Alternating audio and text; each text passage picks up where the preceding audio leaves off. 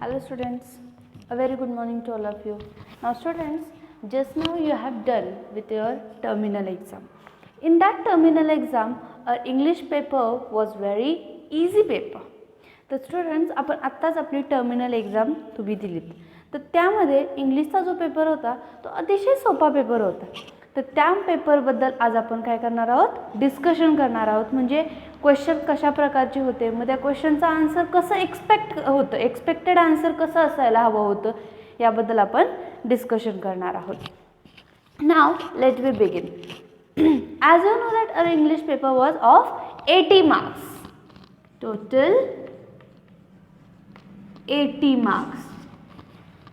Now in that 80 marks included passage from the poem, passage from lesson, unseen passage, and then another things like in grammar like composition.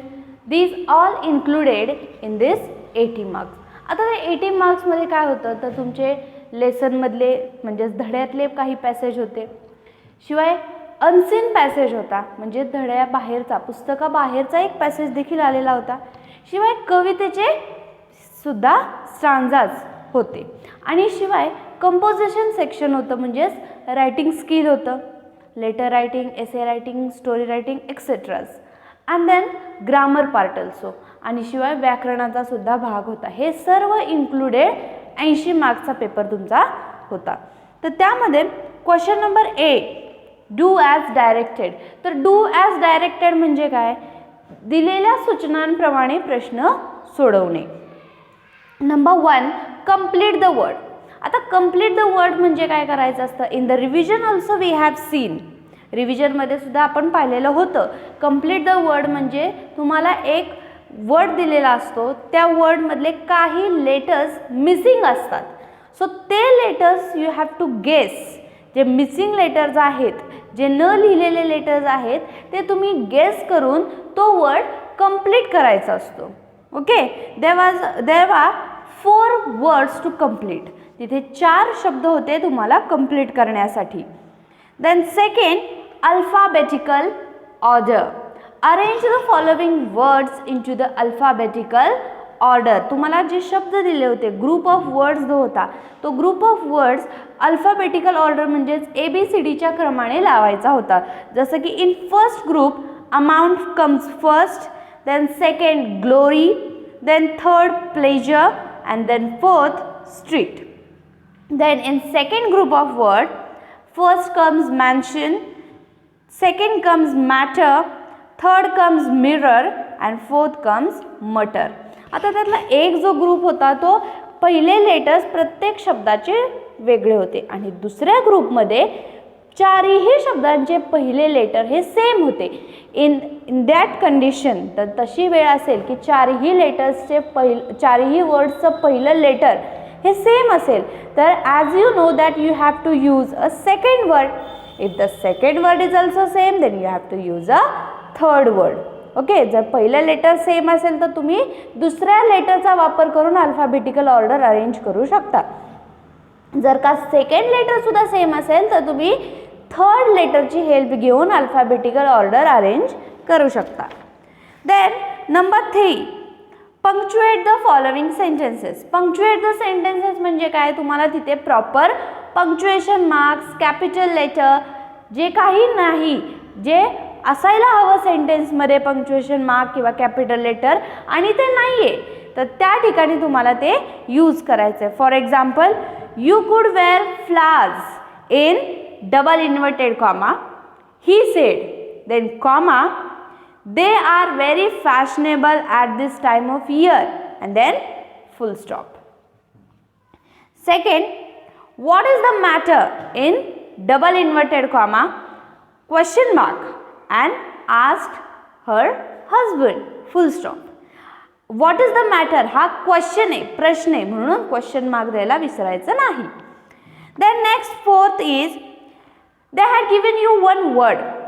With that one word you have to make at least 4 smaller word but having minimum 3 letters.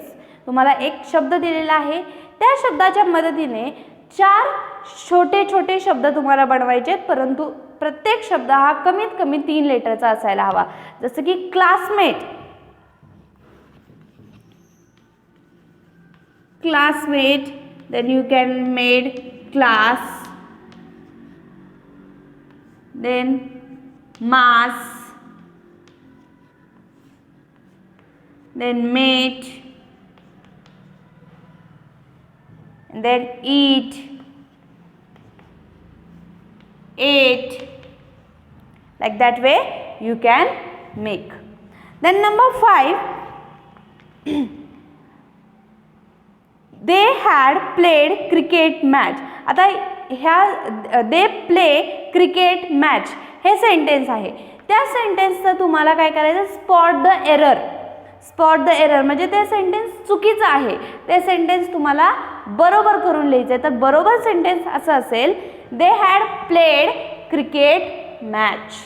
And then second, the correct sentence would be she works in the field. ते दोन्ही sentence चुकीचे आहेत. ते spot the error म्हणजे चूक ओळखायची त्या वाक्यातील आणि बरोबर करून लिहायचे. Then number 6, students, you have to write down the related words to students. स्टुडंट्सच्या निगडीत रिलेटेड असणारे words. Then you can write clever, study, homework, class, school, exam, playing, like that way you can write. Related words म्हणजे स्टुडंटच्या निगडीत related असणारे words लिहायचे. Then prepare a word chain. Word chain, we know about word chain. One word they had given, with the help of that word's last letter you have to make a new word, like pen, knee. Pen, N is the last letter, so you can make here neck. K is last, so you can make kite. E is last, so you can make eager. R is last, so you can make rabbit, like that way. But you have to make a last letters new word only, and this answer may be vary of everyone. आता ह्या प्रश्नाचं उत्तर हे प्रत्येकाचं वेगळंही असू शकतं. तर next question B, do as directed anyone. They had given you 3 questions. From that 3 question any one you have to attempt. आता 3 दिलेले आहेत, 3 पैकी एक कोणतंही तुम्हाला सोडवायचं आहे. First is phrase to be able to. So to be able to you have to make with the you have to make a sentence with the help of to be able to. म्हणजे एक sentence तुम्हाला बनवायचं आहे की त्या सेंटेन्समध्ये to be able to ही phrase असायला हवी. So you can make for example, Raj is not to be able to do work properly. To be able to म्हणजे करू शकणे, ओके, शक्य असणे. So you can make Raj is not to be able to do work properly, और you can make Raj is able to do work very properly. म्हणजे राज हा कोणतंही काम व्यवस्थित करू शकतो, किंवा दुसरं वाक्य असंही होईल, राज कोणतंही काम व्यवस्थित करू शकत नाही, अशा प्रकारे. Now this questions answer also may be vary of everyone. प्रत्येकाचं उत्तर ह्या प्रश्नाचं हे वेगळं असू शकतं. Second, manager, add suffix or prefix to the manager and make a sentence. आता सफिक्स किंवा प्रिफिक्स हे तुम्हाला ऑलरेडी माहिती आहे. सफिक्स म्हणजे दिलेल्या शब्दाला जो शब्दाच्या नंतर एखादा प्रत्यय लागला जातो, मग तो प्रत्यय यस, इयस, यल वाय कोणताही प्रत्यय असू शकतो. मग तो प्रत्यय जर शब्दाच्या नंतर लागत असेल तर त्याला सफिक्स असं म्हणतात, आणि एखाद्या शब्दाच्या आधी जो प्रत्यय लागला जातो त्याला प्रिफिक्स असं म्हणतात. मग शब्दाच्या आधी लागला जाणारा प्रत्यय जसं की for example charge, discharge, okay, अशा प्रकारे. म्हणजे शब्द जो दिलेला आहे त्या शब्दाच्या आधी जो प्रत्यय लागतो त्याला प्रिफिक्स म्हणतात, आणि शब्दाच्या नंतर लागल्या जाणाऱ्या प्रत्ययाला सफिक्स असं म्हणतात. तर the manager you can make bye adding suffix. मॅनेजरला सफिक्स लागतो एस, मॅनेजरला यस हा प्रत्यय लागतो managers, okay. So you can make a sentence like In a company, managers have to manage all the matter. म्हणजे एखाद्या कंपनीमध्ये किंवा कोणत्याही कंपनीमध्ये मॅनेजर्स जे असतात त्यांना सर्व मॅटर्स मॅनेज करावे लागतात अशा प्रकारे. Then I know that. With the help of that you have to make a sentence. I know that त्याच्या पुढे तुम्हाला सेंटेन्स कंप्लीट करायचं आहे विथ मिनिंगफुल सेंटेन्स. आता हे सेंटेन्स तुमचं मिनिंगफुल असलं पाहिजे. Wien ever the question is that make a sentence, that sentence should be meaningful sentence. जेव्हा कधी असा प्रश्न येतो मेक अ सेंटेन्स, तेव्हा तुमचं सेंटेन्स बनवणं हे बरोबर असणं अपेक्षित असतं, म्हणजे मिनिंगफुल असणं सेंटेन्स अपेक्षित असतं. सेंटेन्स बनवायचं म्हणजे नुसतंच सेंटेन्स बनवायचं नाही, तर that sentence should have a meaning. त्या सेंटेन्सला काहीतरी मिनिंग असला हवा, अर्थ असायला हवा. जसं की I know that, so you can make a sentence I know that everything is not impossible. मला माहीत आहे कोणतीही गोष्ट अशक्य नाही. You can make a sentence. Then section second, that is of a passage.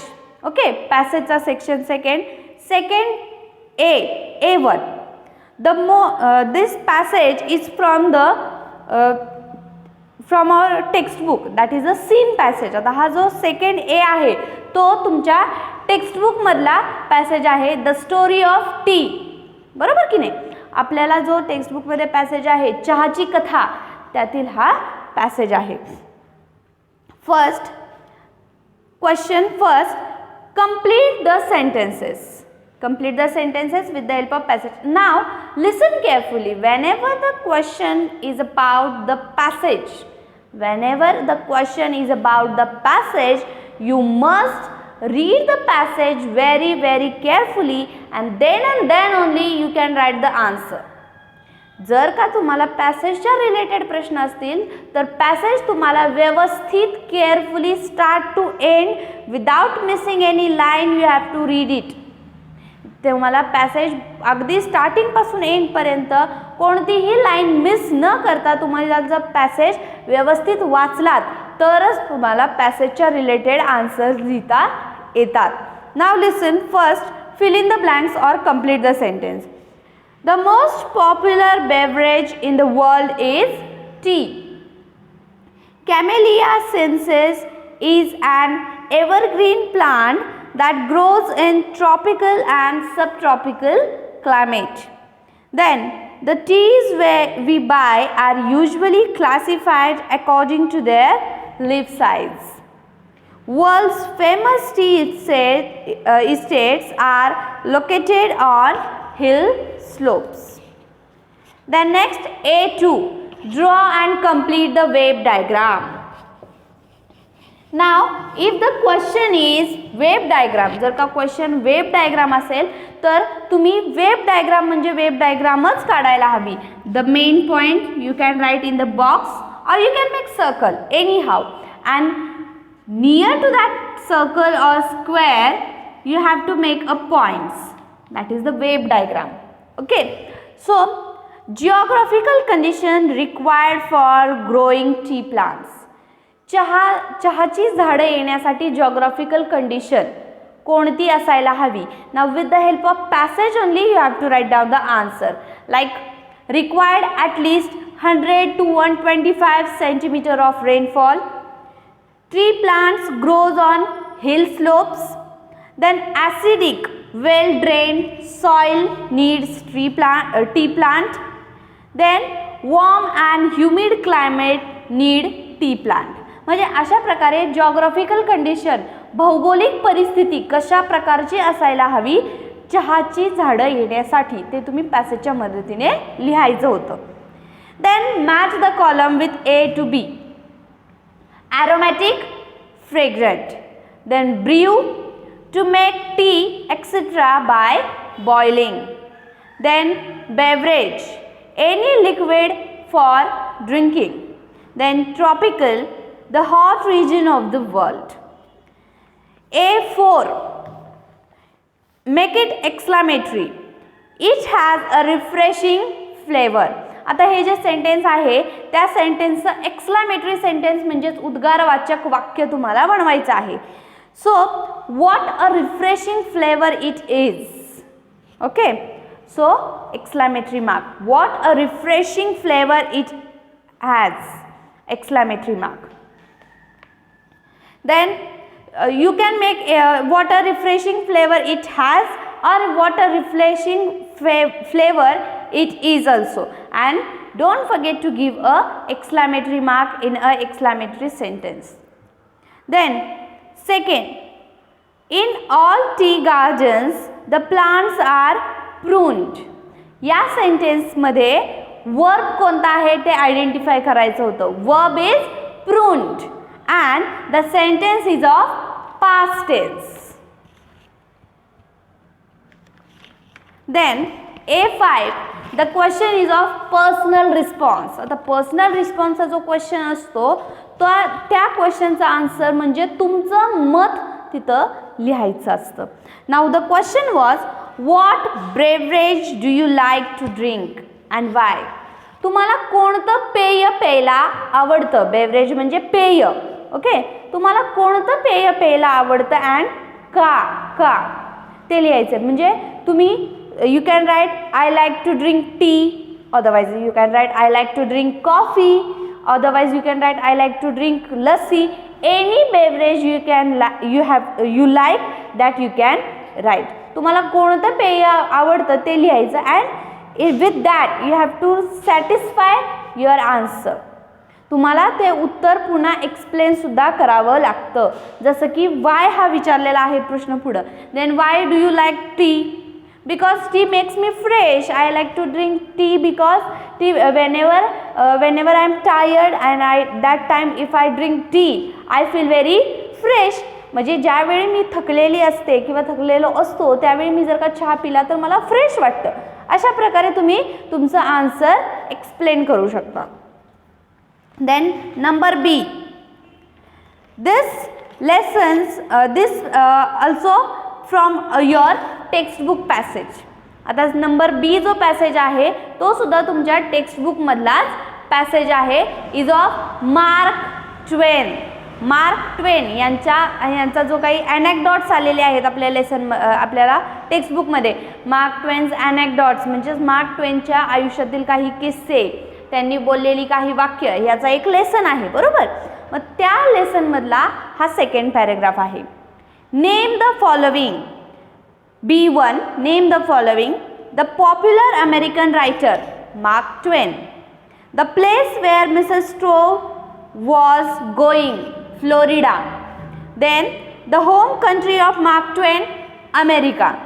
The person who was going to Florida, Mrs. Stowe. Now see, this all 4 sentences are interchanging. आता हे जे चारही सेंटेन्स आहेत त्या चारही सेंटेन्समध्ये दोनच आन्सर त्यांची जागा फक्त इंटरचेंज करत आहेत. Then second, with the help of web diagram you have to explain the Mark Twain's character from the passage. पॅसेजची मदत घेऊन तुम्हाला मार्क ट्वेनचे कॅरेक्टर्स इथं वेब डायग्रामच्या मदतीने लिहायचे आहेत. Then B3, with the help of web diagram explain literature और write down the related words of literature. Literature म्हणजे साहित्य. Okay, so related words of literature you can write stories, novel, poem, और you can write story book, humorous story book म्हणजे humorous म्हणजे comedy कथा. अशा प्रकारे तुम्ही रिलेटेड वर्ड. लिटरेचर म्हणजे साहित्य. आपल्या साहित्यामध्ये काय काय येतं. नॉवेल्स येतात, पुस्तकं येतात, कवितांची पुस्तकं येतात, कॉमेडी पुस्तकं येतात. ते नॉवेल्समध्ये लिटरेचरमध्ये काय काय इन्क्लुडेड असतं ते फक्त रिलेटेड वर्ड्स तुम्हाला इथं लिहायचे आहेत. Then you B4, change into the indirect speech. Indirect स्पीचमध्ये तुम्हाला चेंज करायचे.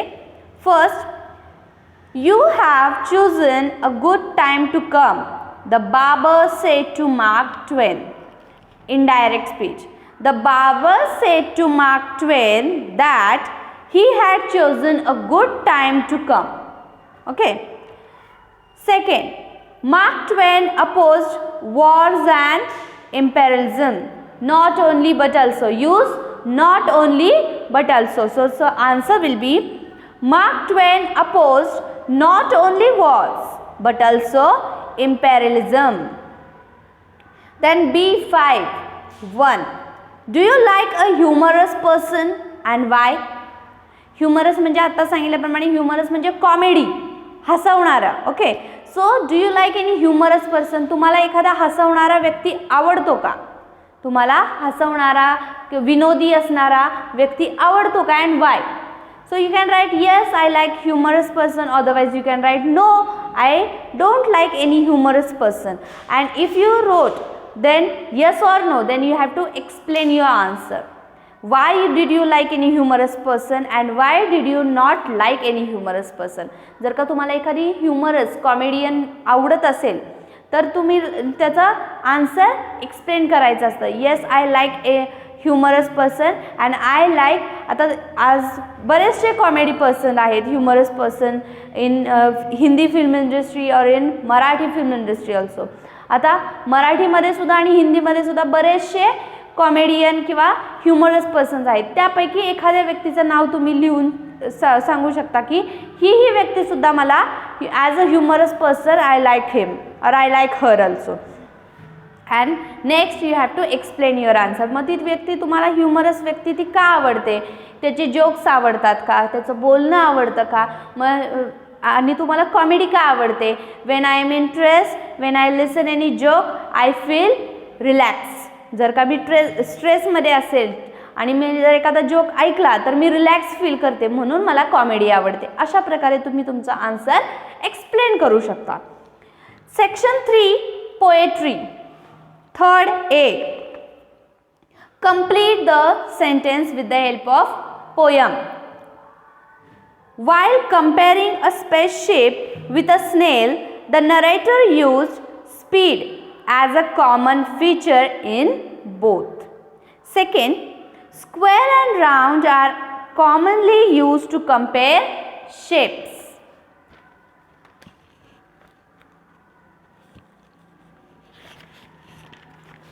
A. Second, match the columns A to B. Warm toast. नाव हे मॅच द कॉलम्स जे आहेत ते सुद्धा तुम्हाला दिलेला जो कवितेचा स्टांजा आहे त्या स्टांजाच्याच मदतीने तुम्हाला हे मॅच द कॉलम्स करायचे. Warm toast, fierce tiger, dry desert, big dinosaur. Then you have to write down the rhyming pairs from the prose stanza. कवितेच्या स्टांजामधून रायमिंग वर्ड्स लिहायचे आहेत. Snail, nail, lamb, jam, CP, toast, ghost. Then second, question B from third, appreciation of poem. आता appreciation of poem म्हणजे काय? तुम्हाला जो एक कवितेचा स्टांजा दिलेला आहे किंवा एक कविता दिलेली असते, त्या कवितेच्या खाली काही पॉईंट्स देखील दिलेले असतात. त्या पॉईंट्सच्या मदतीने तुम्हाला कवितेविषयी काही तिथे माहिती लिहायची असते. जसं की title of the poem, who is the poet of the poem, what is the central idea of the poem, which figure of speech used in the poem, like that way. So first, name of the poem. The poem given to you, that is please listen. Then name of the author or name of the poem is unknown author or unknown poet. Then rhyme scheme, no rhyme scheme in that poem. Okay, if the rhyme scheme is there, rhyme scheme म्हणजे rhyming words आहेत का कोणते? If the rhyming words are there, then you can write the rhyme scheme. If the rhyming words are not there, then you can write there is a no rhyme scheme. Then figure of speech. Which figure of speech used in this poem? Like metaphor, simile, alliteration. ह्यापैकी कोणतं figure of speech या कवितेमध्ये आलेला आहे? Then central idea of the poem. आता central idea of the poem म्हणजे तुम्हाला तिथं काय लिहायचं असतं? What poet does have to tell with the help of poem. त्या कवितेच्या मदतीने कवीला तुम्हाला काय सांगायचे? Okay, and what the thoughts are explaining poet with the help of poem. कवी त्याचे कोणते विचार कवितेच्या मदतीने मांडत आहे, that you have to write in 2 to 3 lines. So in the please listen poem, the poet is telling that nobody is ready to listening me. Everybody is giving me advices only if I am telling them please listen to me and then you said anything. म्हणजे कवीच्या कवितेमध्ये काय सांगायचा प्रयत्न करतोय की मी प्रत्येकाला सांगतोय की माझं आधी ऐका, तर माझं कोणीही ऐकत नाही. Instead of listening me you all are giving me advices. माझं ऐकण्याच्या शिवाय सर्व लोक मला फक्त सल्ले देत आहेत. हे सेंट्रल आयडिया आहे किंवा कवी काय सांगायचा प्रयत्न करतोय ते लिहायचं आहे. Then section 4A, that is the unseen passage. Match the columns A to B. Kaziranga in Assam, Kanha in Madhya Pradesh, Sasangir in Gujarat, then Corbett in Uttarakhand. A2. Complete the sentence with the help of passage, given passage. आता ज्यावेळेस तुमचे हे तुमच्या पुस्तकातले passages असतात त्यावेळी तुमची एखादी line वाचण्याची मिस जरी झाली तरी तुम्हाला आन्सर लिहिता येऊ शकतात. परंतु in unseen passage you must read the passage very carefully, minimum 2 time at least. कमीत कमी 2 वेळा तरी तुम्हाला जेव्हा पॅसेज व्यवस्थित वाचाल, आधी पॅसेज वाचायचा आणि मग क्वेश्चनचे आन्सर लिहायचे, मग तो सीन पॅसेज असू दे किंवा अनसीन पॅसेज असू देत. जर का तुम्ही क्वेश्चन वाचला, पहिल्यांदा क्वेश्चन वाचताय आणि पुन्हा आन्सर शोधत बसलाय तर त्यामध्ये तुमचा वेळ खूप वेस्ट होतो. त्यासाठी पेपर मिळाल्यानंतर पहिल्यांदा प्रश्न सोडवायच्या आधी पॅसेज वाचून घ्यायच्या आणि मग त्या पॅसेजच्या रिलेटेड प्रश्न सोडवायला घ्यायचे. का तर पॅसेज जर का तुम्ही आधी वाचलात तर तुम्हाला प्रश्न वाचल्यानंतर लक्षात येतं की ह्या प्रश्नाचं उत्तर कितव्या लाईनमध्ये आहे ते. म्हणून आधी पॅसेज व्यवस्थित रीड करून घ्यायचा आणि त्यानंतरच प्रश्न सोडवायला घ्यायचे. Complete the lines. Dash are spotted deer that have spots on their bodies, cheetahs. Then you will find dash in the Kanha National Park that barking deer. Then third, a dash is a large animal with a single horn in its nose. Then you can see dash families at Sasangir in Gujarat. Then third, write down from the passage 2 words that indicate group T. आता group T म्हणजे काय? The noun which start with T. नाम तुम्हाला जो काही passage दिलेला आहे त्या पॅसेजमधून तुम्हाला ग्रुप टीचे वर्ड्स लिहायचे आहेत. ग्रुप टी म्हणजे काय? टी या इंग्लिश लेटरने चालू होणारे नाउन, नाम की ज्याची सुरुवात नाम किंवा नाव आपण त्याला म्हणतो, त्या नामाची सुरुवात, नाउनची सुरुवात ज्या टी या लेटरने होते, T means group T word. Okay, मग ते वर्ड तुम्हाला पॅसेजमधून लिहायचे आहेत. For example in the passage come tiger, tree. Okay, आणि ह्या टी ग्रुपमधले वर्ड लिहिल्यानंतर त्यापैकी एका वर्डचं तुम्हाला सेंटेन्स बनवायचं आहे. जसं की यू कॅन मेक ट्री और टायगर्स. ट्री आणि टायगर्स हे दोन्हीही नाउन्स आहेत, बरोबर, which belongs with T group. Okay, मग you can make trees are our best friend. Okay, अशा प्रकारे. Otherwise you can make with tiger also, like tigers lives in a jungle. Otherwise you can make tigers have black lines on their skin. टायगरच्या skin वरती काळे पट्टे असतात. अशा प्रकारे तुम्ही सेंटेन्स बनवू शकता, but you should make a meaningful sentence. Then next is personal response question. Which is your favourite wild animal and give your reason. तुमच्या आवडीचा जंगली प्राणी कोणता and give your reason. So you can write any wild animal like elephant, tiger. If you like a tiger, then you can write I like tiger because I like the lines on their skin. मला टायगरच्या अंगावरचे जे पट्टे आहेत, काळे पट्टे, yellow skin and on that yellow skin the black lines I like very much. तुम्हाला टायगरचा जर काय तुम्हाला tiger आवडतो का, तर तो खूप मोठा प्राणी आहे म्हणून. असंही तुमचं answer may be vary of this question. आता ह्या क्वेश्चनचं आन्सर प्रत्येकाचं वेगळं असतं, वेगळं असू शकतं, का तर प्रत्येकाला आवडणारा प्राणी हा वेगळा असणार, त्यामुळे त्याचं सॅटिस्फॅक्टरी आन्सरसुद्धा वेगळं असेल. Then write summary and give title. आता हा जो काही अनसीन पॅसेज दिलेला आहे, त्या अनसीन पॅसेजची समरी तुम्हाला लिहायची आहे इन 4 to 5 लाईन्स. समरी म्हणजे तुम्हाला त्या पॅसेजमधून काय लक्षात आलं किंवा त्या पॅसेजमधली महत्त्वाची वाक्य घेऊन तुम्हाला एक छोटासा पॅसेज तयार करायचा आहे, ॲटलिस्ट 5 लाईनचा. ओके, कमीत कमी 5 लाईनचा एक दुसरा पॅराग्राफ तुम्ही तयार करायचा आहे, इम्पॉर्टंट पॉईंट्स घेऊन तुम्हाला काय लक्षात आलं त्या पॅराग्राफमधून त्याचा, आणि एक सुटेबल टायटल, त्याला एक शीर्षक द्यायचं आहे. ओके, आता हा जो प्रश्न आहे तो 5 मार्काला प्रश्न असतो. मग त्यावेळी तुम्ही जे काही लिहिलेलं आहे त्याला 4.5 मार्क्स म्हणजे 4.5 मार्क्स आणि अर्धा मार्क तुमच्या टायटलला असतो. Okay, then section 5A, that is composition section. Now in that composition section, first is A1, that is letter writing, पत्र लेखन. In that letter writing they had given you 2 choices. आता letter रायटिंगमध्ये सुद्धा तुम्हाला 2 choices आहेत. From that 2 you have to write any 1 letter. 2 पैकी 1 letter तुम्हाला लिहायचं आहे. One is informal letter, another is formal letter. So informal letter, with the help of advertisement of Fun Fair 2019. एक ॲडव्हर्टिजमेंट दिलेली आहे, बरोबर की नाही.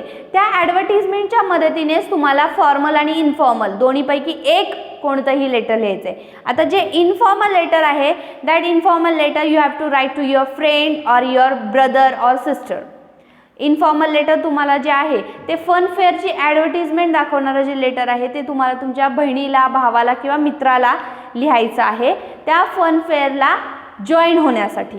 Okay, and formal letter you have to write to your principal for getting the permission to organise interesting games in fun fair. Fun फेअरमध्ये काही games organise करण्यासाठी तुम्हाला तुमच्या स्कूलच्या प्रिन्सिपलला लेटर लिहायचं आहे, परमिशन मागणार आहे. हे झालं फॉर्मल लेटर. मग दोन्हीपैकी एक कोणतंही लेटर तुम्हाला इथं लिहायचं आहे. Then dialogue writing or speech writing. You have to complete the dialogue, otherwise you can write a speech. So first is dialogue, put the sentence in sequence. तिथे काही सेंटेन्सेस दिलेले आहेत, ते सेंटेन्सेस मिसप्लेस आहेत, ते प्रॉपर सिक्वेन्समध्ये तुम्हाला arrange करायचे. So first is where are you going. Then second, I am going to market. Third, what are you going to buy? Fourth, vegetables only. Like this way you have to arrange in a proper sequence. Then complete the dialogue. Do you play hockey? Yes, I play. For what purpose do you play? I like to play hockey, so I play hockey. म्हणजे तू hockey खेळतोस का? हो, मी खेळतो. तू कशासाठी खेळतोस? कारण मला आवडते hockey खेळायला. For my fitness I play hockey. अशा प्रकारे तुम्ही कॉन्व्हर्सेशन कंप्लीट करू शकता. Then third, write a dialogue of your friend and your important of reading, importance of reading book. तुमच्या मित्रामधलं आणि तुमच्या दोघांमध्ये झालेलं संभाषण इथं एक्सप्लेन करायचं किंवा लिहायचं आहे with at least 6 to 8 meaningful sentences. 6 ते 8 मिनिंगफुल सेंटेन्सेस असले पाहिजेत त्या कॉन्व्हर्सेशनमध्ये. आणि सब्जेक्ट आहे reading, importance of reading book. पुस्तक वाचनाचं महत्त्व हा विषय आहे. या विषयावरती तुम्ही आणि तुमचा मित्र बोलत आहात आणि ते संभाषण तुम्हाला इथं लिहायचं आहे. But sentences should be meaningful.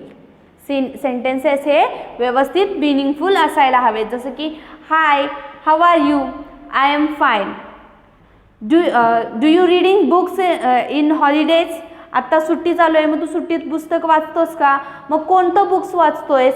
अशा प्रकारे तुम्ही स्टार्टिंग करू शकता. And then yes, reading books is very important. Because with the help of reading books you can get every information. म्हणजे पुस्तक वाचनाचे फायदे तुम्ही एकमेकांशी डिस्कस करताय, हे कॉन्व्हर्सेशन इथं कंप्लीट करायचं. और त्या कॉन्व्हर्सेशनला, त्या तिन्ही कॉन्व्हर्सेशनच्या प्रश्नाला एक और प्रश्न आहे स्पीच रायटिंग. म्हणजे तुम्ही हे अरेंज इन सिक्वेन्स कॉन्व्हर्सेशन किंवा कंप्लीट द कॉन्व्हर्सेशन किंवा ड्राफ्ट अ कॉन्व्हर्सेशन, या तिन्हीपैकी हे तिन्ही लिहा किंवा त्याच्याऐवजी एक प्रश्न जसं की त्याला और आहे स्पीच रायटिंग किंवा त्याला और असणारा स्पीच रायटिंग, हा प्रश्न लिहू शकता. स्पीच रायटिंगसाठी पॉईंट आहे नीड फॉर ट्री प्लांटेशन, झाडे लावण्याची गरज, हा स्पीच रायटिंगसाठी टॉपिक आहे. त्या टॉपिकवरती तुम्हाला ड्राफ्ट करायचा आहे एक स्पीच आणि त्याच्यासाठी पॉईंटसुद्धा दिलेले आहेत. With the help of that point you have to draft a speech. त्या पॉईंट्सच्या मदतीने तुम्हाला स्पीच तयार करायचं आहे. जसं की पोल्युशन अ बिग प्रॉब्लेम नावडे, म्हणजे प्रदूषण हे आजकाल कसं एक मोठा प्रॉब्लेम बनत चाललेला आहे. Then trees importance their role, आणि झाडाचं महत्त्व काय आहे. पोल्युशन वाढत चाललेलं आहे, मग आजच्या जीवनामध्ये झाडाचं काय महत्त्व आहे, झाडाचे काय फायदे आहेत, हे सुद्धा त्या तुमच्या स्पीचमध्ये इन्क्लुडेड असायला हवं. Appeal for participation by all, मग आता प्रत्येकाला तुम्हाला तुमच्या स्कूलमधल्या स्टुडंट्सला तुम्हाला कन्व्हिन्स करायचे की तुम्ही सर्वांनी ट्री प्लांटेशनमध्ये सामील व्हा आणि सगळ्यांनी झाडं लावण्यासाठी प्रत्येकाला कन्व्हिन्स करायचे. Add your own points also, and you can add your own point, but that speech should be at least minimum 10 to 15 line, 10 ते 15 ओळीमध्ये तुमचं ते स्पीच असायला हवं. Okay, and with the 3 paragraph 10 ते 15 लाईनमध्ये तुमचं स्पीच असायला हवं. हे पॉईंट शिवाय तुमचे मनाचे point. 6A information transfer non verbal to verbal. आता तिथे काही तुम्हाला पॉईंट्स दिलेले आहेत, बरोबर. त्या पॉईंट्सच्या मदतीने तुम्हाला एक पॅसेज तयार करायचं आहे, म्हणजेच नॉन वर्बल टू वर्बल. ती दिलेली पॉईंट्सच्या मदतीने, पॉईंट्सच्या हेल्पने तुम्हाला काही सेंटेन्सेस तयार करून पॅसेज लिहायचा आहे. और फॉर दॅट क्वेश्चन और is they had given you passage. With the help of that passage you have to write down the points like pollution, caused by and solution. हे एक पॅरेग्राफ दिलेला आहे, त्या पॅरेग्राफच्या मदतीने तुम्हाला फक्त इम्पॉर्टंट पॉईंट्स काढून ती इन्फॉर्मेशन नॉन वर्बल फॉर्ममध्ये रिप्रेझेंट करायची. या दोन्हीपैकी एक कोणतंही लिहायचं होतं. Then question B, expand the theme. The theme is friend is need is friend indeed, म्हणजे संकटकाळी मदत करतो तोच खरा मित्र. ही एक म्हण, थीम दिलेली आहे, ते म्हण तुम्हाला एक्सप्लेन करायची. तर असं का, संकटकाळी मदत करतो तोच खरा मित्र, असं का लिहिलेलं आहे, हे तुम्हाला तुमच्या ओन सेंटेन्सेसमध्ये एक्सप्लेन करायचं आहे. ओके. और, आणि त्याला और प्रश्न आहे, write description of your school, use following point.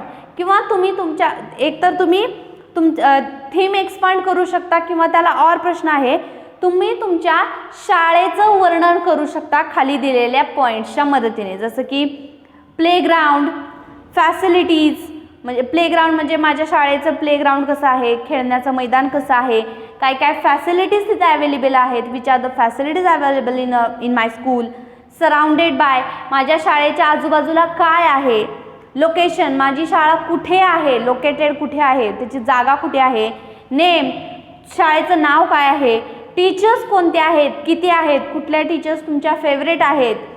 Building, तुमच्या स्कूलची बिल्डिंग कशी आहे, रूम्स किती आहेत, कोणत्या कोणत्या रूम्स तिथे आहेत, अशा प्रकारे. स्ट्रक्चर कसं आहे, किंवा तुमचे मनाचे पॉईंट्ससुद्धा तुम्ही हे पॉईंट्स आणि त्याच्यात अजून तुमचे मनाचे पॉईंट्स घालूनसुद्धा तुम्ही तुमच्या शाळेचं डिस्क्रिप्शन, म्हणजे थोडक्यात आपण ज्यावेळेस लहान होतो त्यावेळेस एसे ऑन माय स्कूल लिहायचो, त्या प्रकारे तुम्ही एसे इथं माय स्कूल म्हणजेच डिस्क्रिप्शन अबाउट युअर स्कूल लिहू शकता.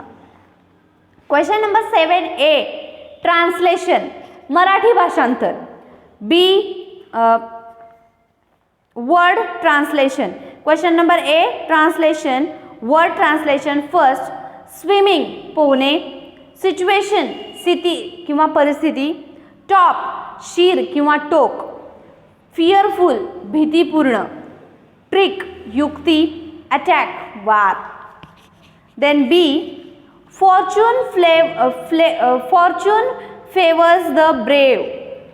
म्हणजे हे जे म्हण आहे त्या म्हणी किंवा सेंटेन्सेस सुद्धा तुम्हाला मराठीमध्ये ट्रान्सलेट करायचे आहेत. Fortune favours the brave. नशीब देखील शूर व्यक्तींच्या सोबत असते किंवा बाजूने असते. My parents not there. माझे पालक तेथे नाहीत. He went with his friend. तो त्याच्या मित्रांसोबत गेला. I will not play. मी खेळणार नाही. Number C, service to man is service to God. मानव सेवा हीच खरी ईश्वर सेवा. Second, as you sow shall you reap. जे पेराल तेच उगवेल. अशा प्रकारे तुमचा हा इंग्लिशचा पेपर होता. ह्यामधले काही क्वेश्चनचे आन्सर जे आहेत ते प्रत्येकाचे वेगळे असतात. तुम्ही तुमच्या इमॅजिनेशन्सनुसार प्रत्येक प्रश्नाचा आन्सर लिहू शकता. But your sentence structure should be proper. तुमचं सेंटेन्स स्ट्रक्चर बरोबर असायला पाहिजे, मिनिंगफुल असायला पाहिजे. नाव थँक्यू.